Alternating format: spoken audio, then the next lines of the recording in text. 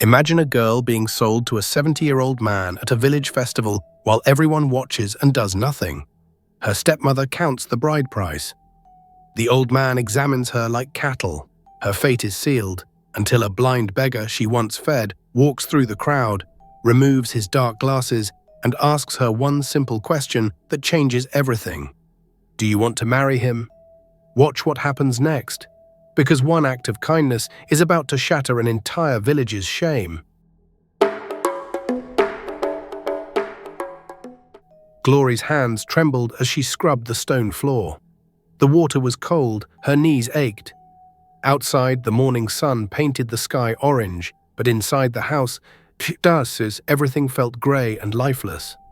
"Faster, you lazy girl," her stepmother Kemi hissed from the doorway. "Do you think food appears by magic?" Glory didn't look up. She learned long ago that eye contact only brought more anger. Her stepmother's shadow stretched across the floor like a dark promise of pain to come. Kemi stepped closer. Her expensive wrapper rustled with each movement. Gold bangles clinked on her wrists like tiny bells announcing misery. "Your father spoiled you when he was alive, but I'm teaching you what you really are. Nothing but a burden." The words cut deeper than any blade could. Glory squeezed the rag tighter. Soapy water dripped between her fingers onto the already wet floor. "Yes, Mama Kemi," she whispered, her voice barely audible. "Speak up when you address me, girl." "Yes, Mama Kemi," Glory repeated, louder this time, though each word tasted like ash. Kemi snorted with disgust. "Finish this floor. Then go to the market, sell these yams, and don't come back with empty hands like last time, or you'll regret it." She dropped a heavy basket beside Glory. Several yams rolled out, bruised and soft and completely unsellable. The good ones Kemi would sell herself and keep the money. The bad ones were for Glory to struggle with and fail. After Kemi left, Glory sat back on her heels. She looked at her reflection in the bucket of dirty water. A thin girl with hollow cheeks stared back at her. She was 18, but looked older. Hunger and hardship aged people quickly in this village. 3 years had passed since her father died. 3 long years since Kemi transformed from a pretend mother into a tyrant. 3 years of sleeping on a mat in the kitchen like an animal. 3 years of eating scraps while watching Kemi feast. 3 years of being reminded daily that she was worthless and unwanted. But Glory remembered different days. Days when her father lifted her onto his shoulders and called her his precious jewel. Days when he sang songs while working in the fields. Days when love actually lived in this house, filling every corner with warmth. Now only ghosts remained, haunting the empty spaces. Glory finished cleaning and gathered the basket of rotting yams. She wrapped her faded headscarf tight around her head and stepped into the morning heat. The market was 2 miles away through dusty roads. Her bare feet knew every stone on the path, every rough patch that cut into her soles. As she walked, she passed the homes of people who once greeted her father with deep respect and genuine smiles. Now they looked away when they saw her coming. Poverty was contagious in their eyes. Association with the fallen brought bad luck to a household. The market buzzed with life and energy. Traders shouted prices at passing customers. Children ran between stalls playing games. The smell of roasted corn mixed with dried fish and sweat and spices. Glory found her usual spot in the far corner, away from the successful vendors with their fresh produce. She arranged the bruised yams carefully, trying desperately to hide the worst sides from potential buyers. An old woman walked past and poked one with her bony finger, testing its firmness.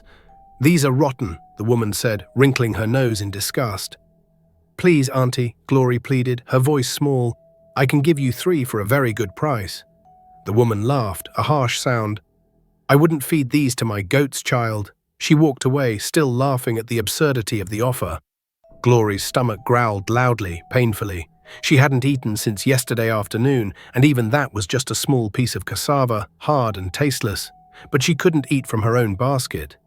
Kemi counted everything with suspicious eyes. Hours passed slowly under the brutal sun. The sun climbed higher in the cloudless sky. Sweat soaked through Glory's thin clothes, making them stick to her skin. She sold only 2 yams to a half-blind grandmother who probably didn't notice the bruises or didn't care. Then she saw him for the first time. Near the market gate sat a man who would change everything. Blind, or so he appeared to everyone who passed. Dark glasses covered his eyes completely. Ragged clothes hung from his thin frame like strips of torn cloth. A wooden walking stick lay across his lap. Before him sat a small clay bowl, empty and dusty and ignored by everyone. Children surrounded him, taunting him with cruel words and crueler actions. "Blind rat," one boy shouted, throwing a sharp pebble. It bounced off the man's shoulder, leaving a small mark. "Can't even see us," a girl laughed, waving her hand directly in front of his covered face. The man sat perfectly still throughout the torment. His face showed no emotion whatsoever, no anger, no sadness, no pain, just patience, deep and endless like an ancient well. Glory frowned deeply. She set down her basket and walked toward the children with determined steps. "Leave him alone," she said firmly, placing herself between them and the man. The children turned to face her. The boy who threw the pebble sneered at her interference. "Why should we? He can't see anything anyway. That doesn't give you the right to hurt him. How would you feel if someone did that to you? What will you do about it?" The girl challenged, putting her hands on her hips. Glory stepped closer, making herself taller. She wasn't big or strong, but something in her voice made the children hesitate and reconsider. "Go find something better to do with your time," she said quietly, but with steel underneath. "Or I'll tell your mothers exactly what kind of children they're raising." Every detail. The children scattered quickly, throwing insults over their shoulders as they ran away laughing. Glory watched them go, then turned to the man sitting patiently. He hadn't moved throughout the entire confrontation, hadn't acknowledged anything that happened. "Are you hurt?" Glory asked softly, concerned. "No," the man replied simply. His voice was gentle, almost musical in its tone. "Thank you for your kindness." Glory looked at her basket of unsellable yams. She had to sell those yams somehow. Kemi would beat her viciously if she came home with nothing again. But the man's empty bowl pulled at something deep inside her heart. She reached into her basket and took out the smallest yam. It was bruised badly on one side, but food was still food. She placed it gently in his bowl. "It's not much," she whispered apologetically, "but maybe you can cook it into something edible." The man's hand moved toward the bowl. His fingers found the yam immediately, not searching or fumbling at all. For a brief moment, Glory's eyes narrowed with suspicion, but the man simply nodded his thanks. "God will remember this act," he said with certainty. Glory returned to her spot at the market corner. Behind her, she heard whispers spreading through the nearby vendors. "Look at that foolish girl giving away food. Giving away food when she's starving herself. What stupidity. Her stepmother works her like a donkey, and she's feeding beggars who contribute nothing." The words stung like thorns, but Glory was used to pain by now. She sold 1 more yam before sunset to a young mother, 3 yams total for the entire day. Kemi would be absolutely furious. The walk home felt longer than usual. Glory's feet dragged through the dust. Her stomach cramped with fierce hunger. She counted the coins in her hand again and again, hoping they'd somehow multiply. They didn't, of course. When she reached the house, Kemi stood in the doorway with her arms crossed tightly over her chest, waiting. "Where's my money?" she demanded immediately. Glory held out the coins with a shaking hand. Kemi snatched them aggressively and counted quickly, her lips moving. Her face darkened with rage. "This is all you managed?" "The yams were bruised badly, Mama Kemi. People didn't want them at any price."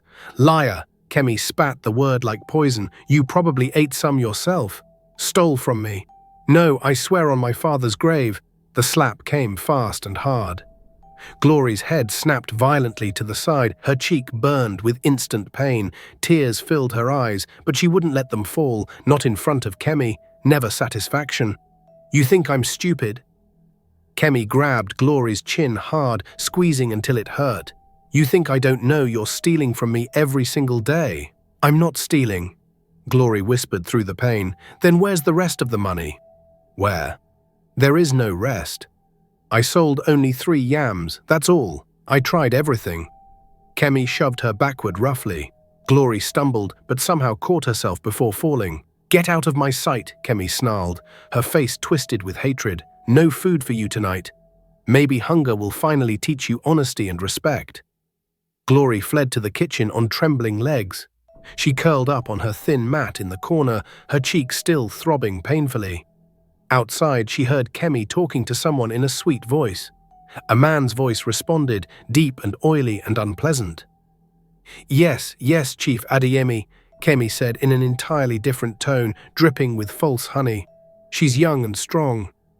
A good wife for a man of your important status." Glory's blood ran cold in her veins. She pressed herself against the wall, straining to hear every word. "How old is the girl?" the man asked with interest. 18, perfect age for marriage. Still obedient and trainable. I've trained her well myself." The man chuckled darkly. "I've had 3 wives already. They all died or ran away from my compound, but a young one might last longer. Fresh blood." "She'll be grateful for the opportunity," Kemi assured him smoothly, grateful to escape her current poverty and suffering. "When can I see this girl properly?" "Come to the Harvest Festival next week. I'll present her to you then. You can examine her yourself." "Excellent. I'll bring the bride price money." Footsteps faded away. A door closed heavily. Glory lay in the darkness, her heart pounding so hard she thought it might break through her chest. Kemi was selling her like a yam at the market to the highest bidder. Chief Adeyemi was 70 years old, cruel beyond measure. His previous wives whispered terrible stories about beatings and starvation before they disappeared forever. Some said he worked them to death in his fields. Others said worse things that couldn't be repeated. And Kemi was giving glory to him without a second thought. Tears came now, silent and hot and endless. They soaked into the thin mat beneath her cheek, creating a damp spot. She thought of her father buried in the village cemetery. Wondered if he was watching from wherever the dead go. Wondered if he was ashamed that he'd left her alone with this woman. The next morning, Kemi smiled at breakfast. It was the kind of smile that promised nothing but pain and suffering. "You're going to be married soon," she announced cheerfully, as if offering a precious gift. "Chief Adeyemi has agreed to pay a very good bride price for you." Glory's stomach twisted into knots. "I don't want to marry him." "Please." Kemi's smile disappeared instantly. "What you want doesn't matter at all. You're a burden on this household. At least now you'll finally be useful for something. Please, Mama Kemi. He's old enough to be my grandfather. People say terrible things about what happens to his wives. People say terrible things about everyone in this village. Gossip means nothing. You should be grateful any man wants you at all. I'm not grateful for this." Kemi stood up slowly and deliberately. She walked around the table and grabbed Glory's hair violently, yanking her head back at a painful angle. "Listen carefully, you ungrateful wretch," she hissed directly into Glory's ear. "You will marry Chief Adeyemi. You will smile prettily. You will obey his every command. And if you embarrass me in any way, I will make your remaining life so miserable you'll beg for death as a mercy." She released Glory with a violent shove. Glory's head hit the table edge hard. Stars exploded behind her eyes. Blood trickled from somewhere. "Now get to the market immediately," Kemi ordered coldly, "and sell everything today, or don't bother coming back here."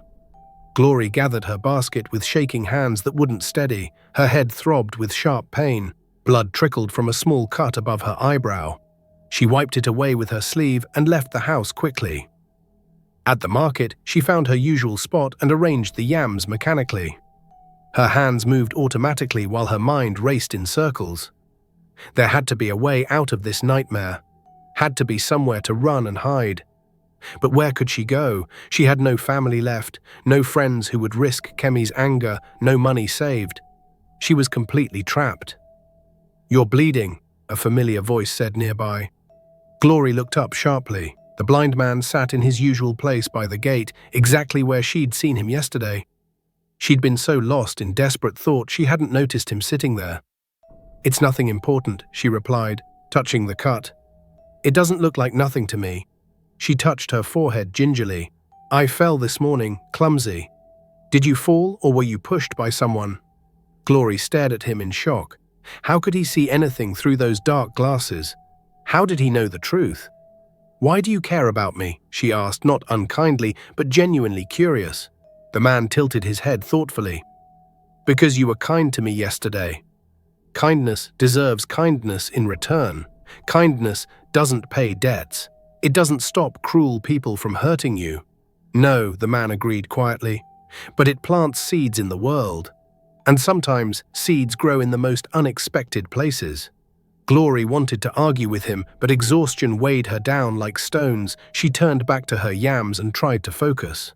Throughout the long day, she felt the blind man's presence like a steady anchor in a stormy sea. She sold more yams than yesterday through sheer determination.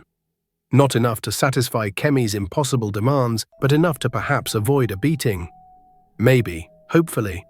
Before leaving the market, she placed another small yam in the blind man's bowl. This time she watched his hand very carefully. Again his fingers moved with too much precision and confidence, found the yam without any hesitation or searching. "You're not blind at all," she said suddenly, her voice accusing. The man's lips curved into a small, mysterious smile. "Does it really matter to you? Why pretend to be something you're not?" "Because people reveal their true selves when they think you can't see them clearly." "And what have you seen in this market?" "Cruelty, greed, indifference, selfishness, and occasionally, very rarely, genuine goodness." He paused meaningfully. "Like yours." Glory shook her head firmly. "There's nothing good about me. I'm just trying to survive each day. Survival without losing your humanity is its own kind of rare goodness." Before Glory could respond to his strange words, a familiar voice cut through the air like a knife. "Glory, what are you doing here?" Kemi stood behind her, eyes blazing with fresh anger. "Wasting food on worthless beggars again?" Glory stood up quickly, nearly knocking over her basket. "I was just nothing. Come with me immediately. Now." Kemi grabbed Glory's arm roughly and dragged her away from the market. Behind them, the blind man sat silently, his face completely unreadable behind those dark glasses. At home, Kemi's anger exploded like a storm. She screamed about wasted food and constant disobedience. She threw Glory's sleeping mat outside into the dirt. "You want to be charitable?" Kemi shouted loudly. "Sleep outside with the animals tonight. Maybe that will teach you where you truly belong in this world." That night, Glory lay under the endless stars. The ground was hard and cold beneath her. Mosquitoes buzzed around her ears constantly, but somehow, strangely, the open sky felt freer than the house ever had. She thought about the blind man who wasn't actually blind. Wondered what he was really doing at the market every day. Wondered if he was still there now, or if he'd moved on to another village to watch other people's cruelty and kindness. Days blurred together into a nightmare. Glory worked and sold yams and endured. Kemi's verbal abuse intensified steadily as the festival approached closer. Every single day brought new reminders of the forced marriage, new threats, new humiliations designed to break her spirit. "Chief Adeyemi is a patient man," Kemi said one evening while eating. "But patience has limits. You will behave perfectly at the festival, you will be charming and graceful, you will make him want you desperately. And if I refuse completely..." Kemi's laugh was sharp and brittle like broken glass. "Where will you go? Who will take you in? You have nothing. You are nothing without me. Without me, you'd starve in the streets within days." The words echoed in Glory's head long after Kemi left the room. Maybe she was right about everything. Maybe this was all Glory deserved from life. A life of suffering traded for another life of different suffering. But something inside her refused to accept it. A small spark of defiance that wouldn't die no matter what. The morning of the harvest festival arrived too quickly. Kemi forced Glory into a wrapper that was too tight and too revealing. She painted Glory's face with excessive makeup, trying desperately to hide the exhaustion and bruises underneath. "You look almost pretty now," Kemi said, examining her work critically. "Try to smile naturally. Men don't like sad women. They want happy wives." At the festival grounds, drums pounded rhythmically.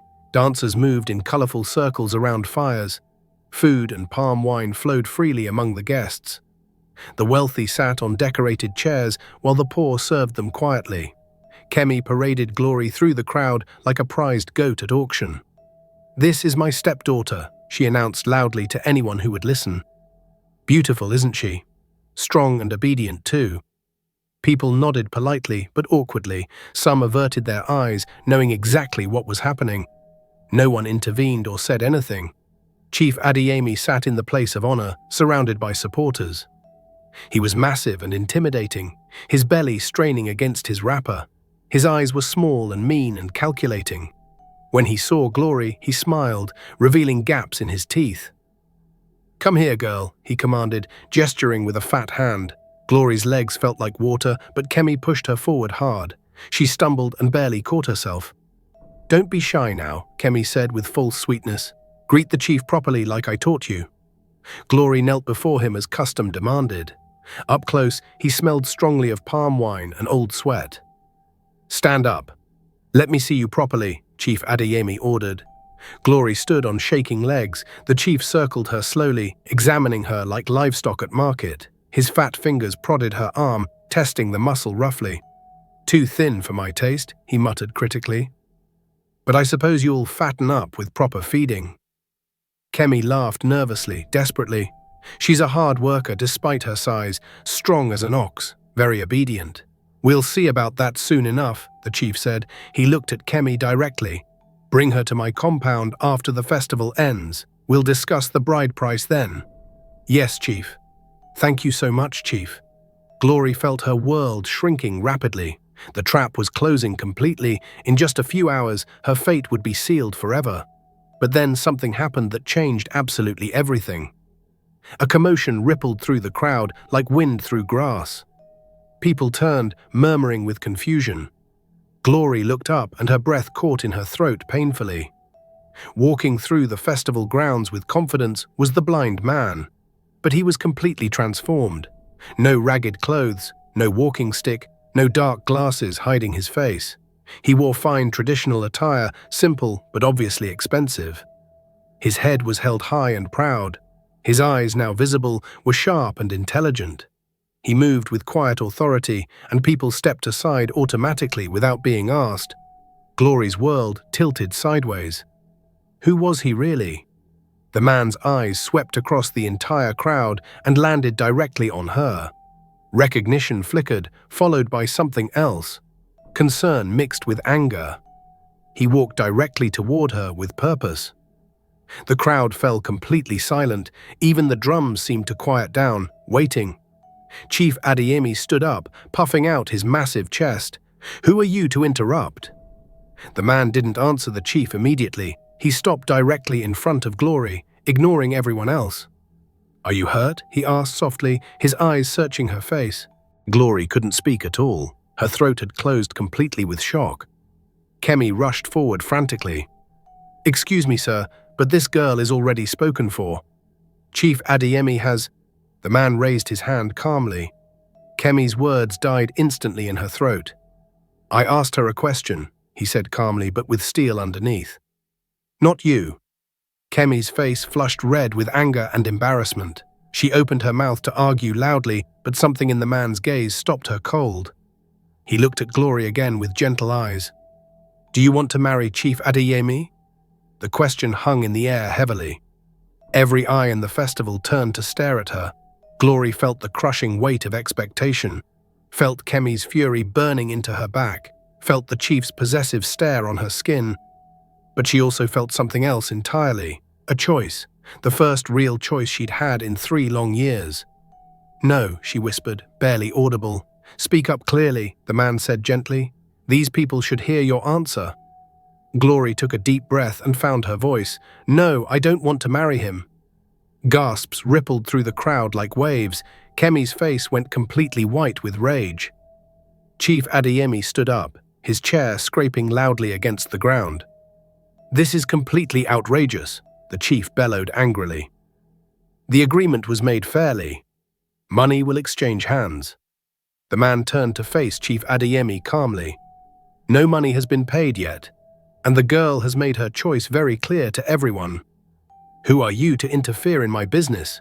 the chief demanded loudly. "My name is Olumide," the man said clearly and proudly. Some of you may remember me. I left this village 5 years ago after losing everything to betrayal and greed." Murmurs spread rapidly through the crowd. Older villagers leaned forward, studying his face carefully with recognition. "Olumide, the wealthy merchant's son?" an elder asked, clearly shocked. "Yes," Olumide confirmed with a nod. "I returned secretly to see if this village had changed at all. I disguised myself as a beggar to understand who people really are when they think no one important is watching them." The crowd shifted uncomfortably. Shame colored many faces as people remembered their actions. "I sat at that market gate for 3 long weeks," Olumide continued steadily. "Hundreds of people passed by me every single day. Children threw stones at me, adults laughed at my condition. Everyone ignored a supposedly helpless blind man." He paused deliberately, letting the weight of his words settle heavily. "Everyone except one person in this entire village." He gestured toward Glory. This young woman who had absolutely nothing shared what little she had. She defended me from cruelty. She showed kindness without expecting anything in return whatsoever. Tears streamed down Glory's face freely. She didn't try to hide them anymore. And now I learned that the same woman is being sold like property to a man old enough to be her grandfather. Olumide's voice hardened with anger. "Is this what we've become as a village? Is this the community I once called home?" Silence fell, heavy and ashamed. Chief Adeyemi sputtered incoherently. "This is none of your business, boy. Agreements have been made between adults." "The only agreement that matters is between 2 willing people," Olumide replied firmly. "And this girl is clearly not willing." Kemi found her voice finally. "She's my stepdaughter. I have every right to—" "To what exactly?" Olumide interrupted sharply. "To sell her? To abuse her daily? I've heard all the stories. Everyone in this village has. They just pretended not to notice for years." Kemi's face twisted with fury and fear. "You have no proof of anything you're saying." "I have eyes that see clearly," Olumide said simply. "And so does everyone gathered here. They've watched you mistreat this girl for 3 years. They've done absolutely nothing, and that makes them complicit in your cruelty." The crowd couldn't meet his accusing gaze. Guilt settled over the festival like a heavy blanket. Olumide turned back to Glory with gentle eyes. "I owe you a debt. You fed me when you had nothing. You defended me when it cost you dearly. I want to repay that debt now." "I don't want payment," Glory whispered. "I just want to be free." "Then you will be free," Olumide said with certainty. He looked at Kemi.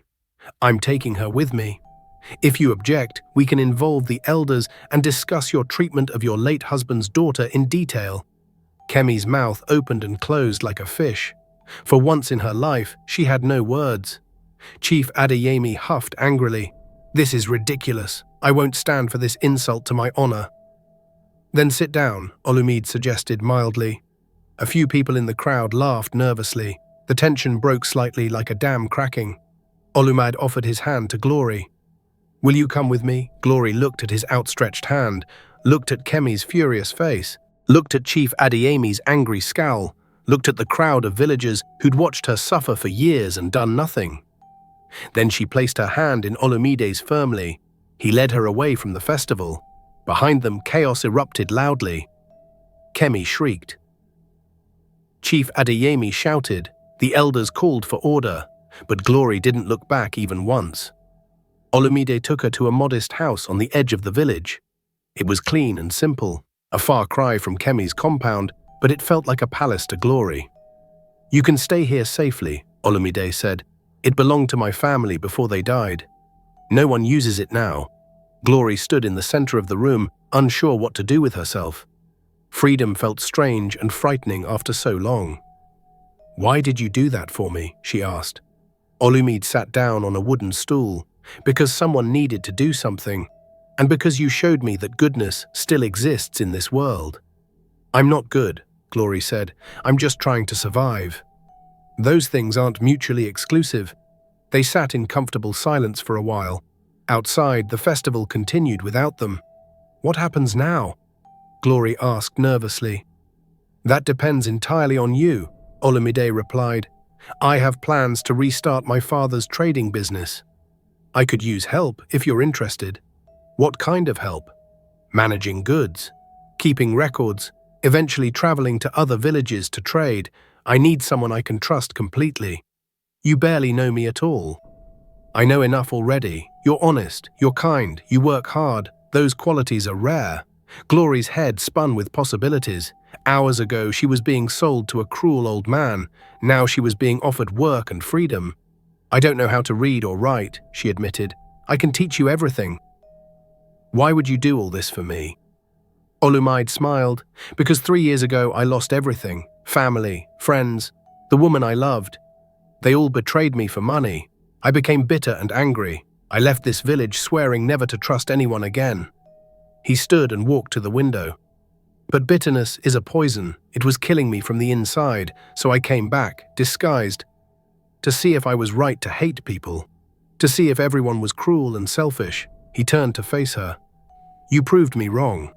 One person was enough. You reminded me that goodness exists, even in darkness. Glory wiped her eyes. I don't feel like I did anything special. That's exactly what makes it special, Olumide said. You helped because it was right, not because you wanted recognition. Over the following weeks, Glory's life transformed completely. She learned to read and write. She helped Olumide organize his trading business. She discovered she had a natural talent for numbers and negotiation. Kemi came once, demanding Glory return. Olumide turned her away firmly. The elders, embarrassed by the festival incident, sided with him. Kemi left empty-handed and furious. Chief Adeyemi made threats but did nothing. His reputation was damaged. Other families looked at him differently now. Glory worked hard every single day. She saved money carefully. She rented a small stall at the market, selling goods from Olumide's inventory. The same people who once mocked her now treated her with respect. But success came with an unexpected price. One evening, Glory returned to the house to find Olumide sitting in darkness. He didn't light the lamp, didn't greet her cheerfully like usual. What's wrong? She asked with concern. I received a letter today, he said quietly. From the capital city. Good news? A business opportunity, a very large one. The kind that could make me wealthy beyond measure. That's wonderful, Glory said, though something in his tone made her hesitate.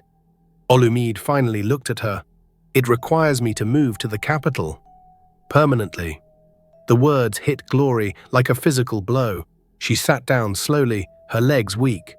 Oh. I want you to understand something important, Olumide continued. You're not my employee. You're not my charity case. Over these months, you've become my friend, my partner, maybe more than that. Glory's heart raced frantically. What are you saying? I'm saying that I care about you, deeply, but I also know that you've just started building your own life, your own identity, and I won't ask you to give that up to follow me. So this is goodbye? Only if you want it to be. Olumide stood and knelt beside her chair. Come with me, Glory, not as an employee, not as someone who owes me anything, but as my equal, my partner in life.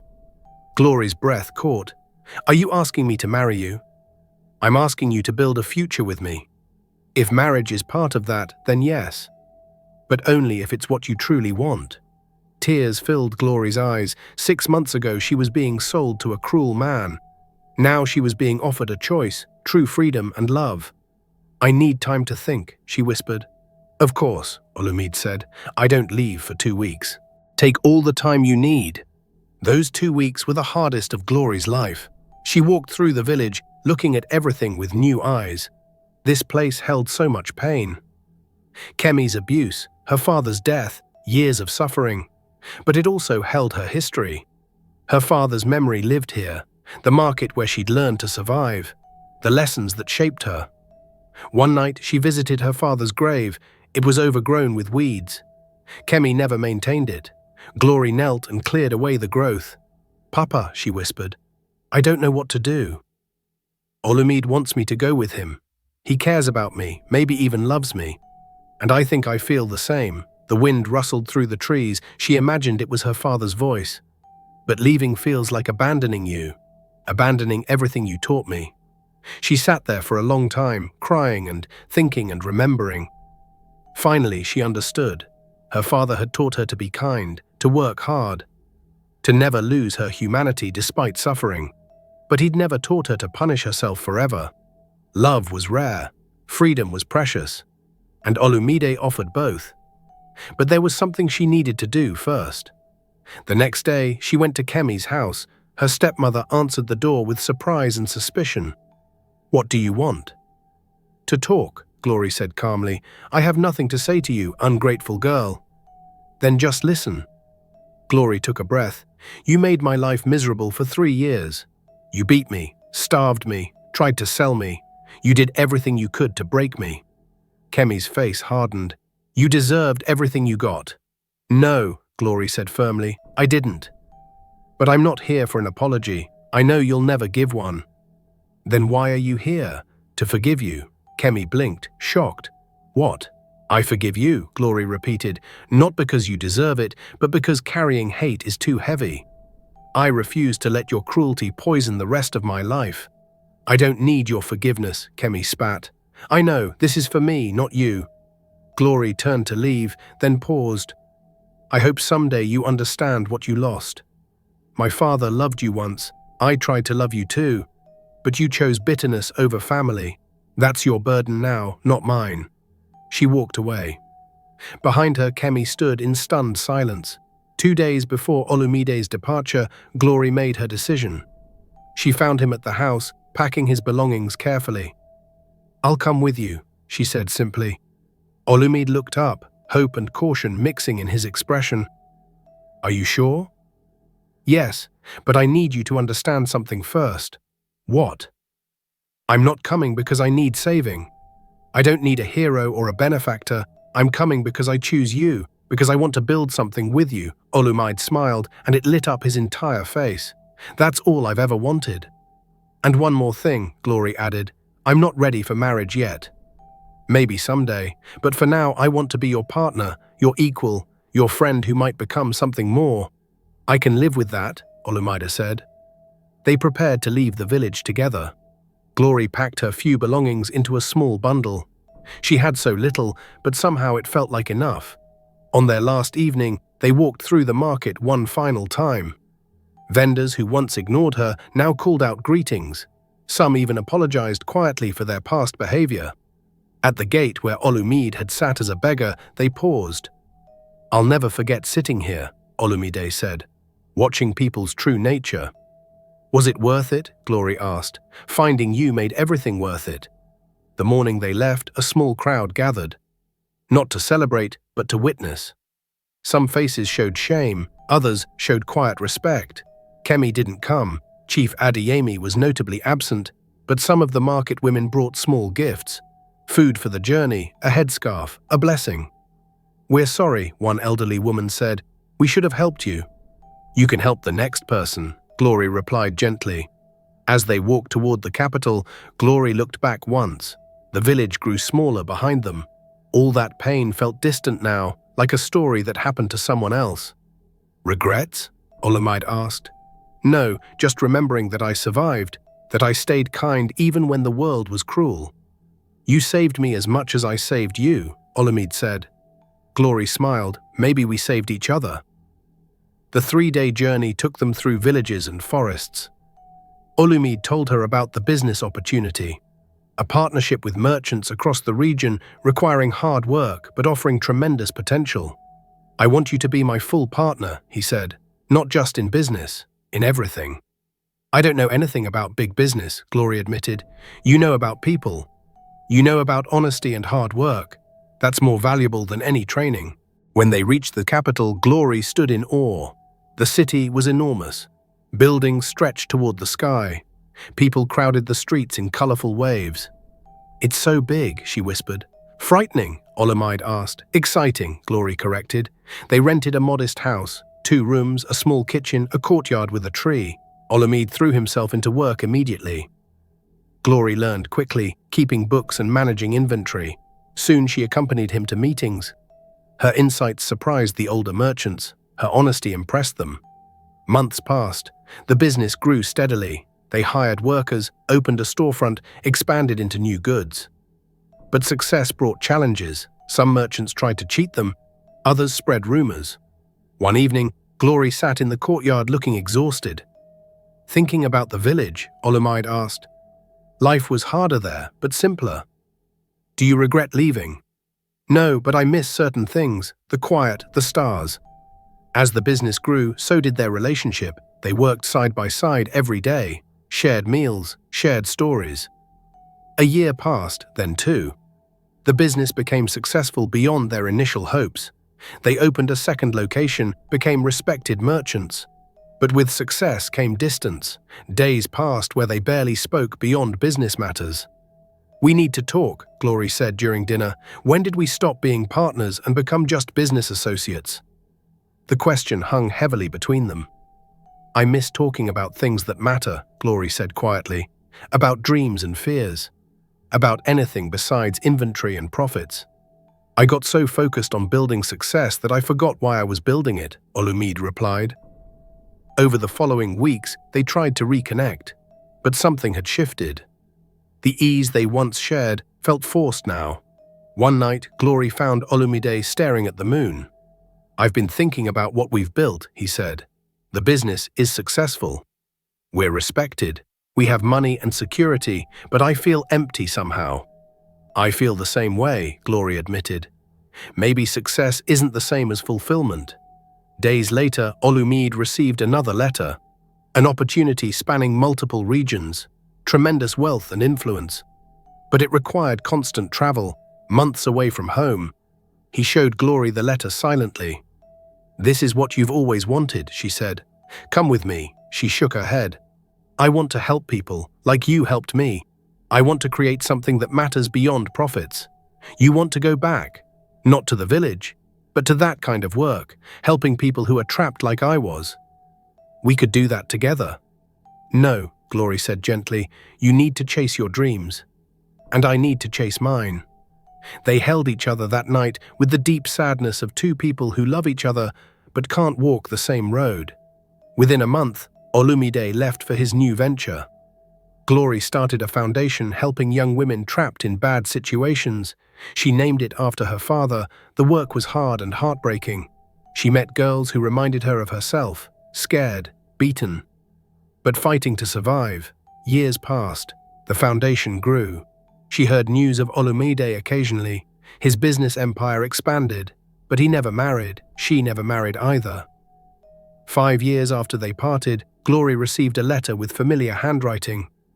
I've achieved everything I thought I wanted, Olumide wrote, but I finally understand what you knew all along. Success without purpose is just noise. I'm going to rebuild the village into something better. A place where people like you get help instead of cruelty. Glory read the letter 3 times. She wanted to go to him immediately, but her work was too important. So she wrote back, I'm proud of what you're doing. Keep building, keep helping. Maybe our paths will cross again when the time is right. More years passed. Glory's foundation helped hundreds of women. She received occasional letters from Olumide. His village project was transforming lives. 10 years after they parted, Glory opened a new foundation location near her old village. She hired local women, trained them, gave them tools to help their communities. One afternoon, Kemi arrived at the foundation. Glory's former stepmother looked old, broken, alone. I have a granddaughter, Kemi whispered. My daughter married a man like me, cruel. The girl suffers. I know I have no right to ask, but she's innocent. Glory felt emotions swirl. Bring her tomorrow. We'll help her. I'm not doing this for you, Glory added. I'm doing it for her. The next day, Kemi brought a thin, bruised 12-year-old girl. Glory took the girl's hand gently. You're safe now. The girl looked at her with desperate hope, the same hope Glory once felt when Olumide offered his hand. That evening, Olumide stood at her door, older, more weathered, but the same kind eyes. I heard you were nearby, he said. I had to come. They talked for hours. The years melted away as they reconnected. I never stopped thinking about you, Olumide admitted, wondering if I made the wrong choice. Did you? No, I needed those years. You knew that all along. I didn't know. I just felt it. There's a difference. Are you happy now? He asked. Yes, I'm doing work that matters. That fulfills me. That's all I wanted for you. Olumide smiled. The village project gives me purpose. But something's still missing. You, Glory's heart ached. I care about you, but my work consumes me. I can't abandon these girls. I'm not asking you to abandon anything. I'm asking if there's room in your life for both. We can try, she said carefully. But slowly. No promises. Over following months, they rebuilt their relationship. They worked together sometimes, combining their projects. 1 year later, on the anniversary of the day they met, Olumide asked again, "Are you ready now? For us, for partnership, for everything." Glory thought about her journey, from abused stepdaughter to foundation leader, from trapped to free. "I'm ready for partnership," she said. "For building a life together while keeping our individual purposes. But marriage, I'm still not sure I believe in it." "Then we don't marry," Olumide said simply. "We just commit to each other, to supporting each other's work, to choosing each other every day." "That I can do," Glory said. They had a commitment ceremony at the foundation, surrounded by the women they'd helped. No fancy clothes, no expensive gifts, just promises to support and respect and love. It wasn't a fairy tale ending. Glory still carried scars. Olumide still worked too much sometimes, but they faced it together. As partners. As equals. Years later, sitting together watching the sunset, Glory reflected on her journey. "Do you think we're happy?" she asked Olumide. He considered carefully. "I think we're content. We're purposeful. We're together. Maybe that's better than happy." "Better how?" "Happy is temporary. What we have is sustainable." Glory nodded. "I can live with sustainable." They sat in comfortable silence as the sun disappeared below the horizon. Somewhere in the foundation, a young girl was learning to read, learning she had value, learning she could survive and thrive, just like Glory had learned years ago. The cycle continued. But this time, it was a cycle of healing instead of harm. And that made everything worthwhile. This story isn't about fairy tale endings or perfect rescues. It's about the hard truth that sometimes the people who should love us hurt us most. It's about finding strength when everything seems lost. It's about choosing kindness even when cruelty surrounds you. But most importantly, it's about understanding that healing isn't linear, that love is complicated, and that sometimes the right choice is the hardest one. Glory's journey reminds us that real life doesn't offer simple solutions. Success doesn't guarantee happiness. Love doesn't erase trauma. But purpose, kindness, and commitment can build something meaningful. If this story touched something deep in you, if you've ever felt trapped or worthless or alone, remember that survival itself is an act of resistance. Your kindness matters, even when no one notices. Your choice to stay human despite pain is powerful.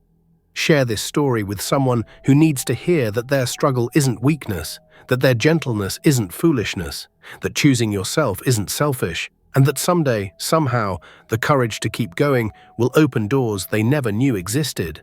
Subscribe and share this message of realistic hope with others who need to hear it today.